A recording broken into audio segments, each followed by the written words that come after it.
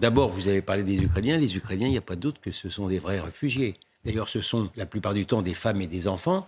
Et les hommes, ils restent pour se battre, hein, premièrement. Deuxièmement, on n'a pas l'impression d'avoir des clandestins. Le mot clandestin n'a plus de sens. Hein.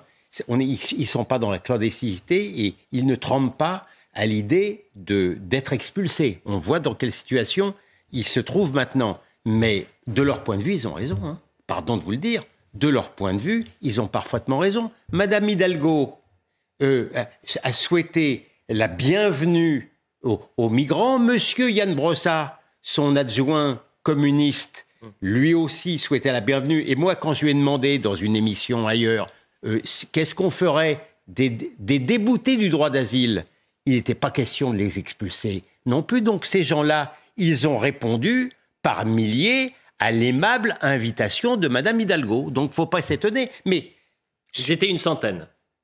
Oui.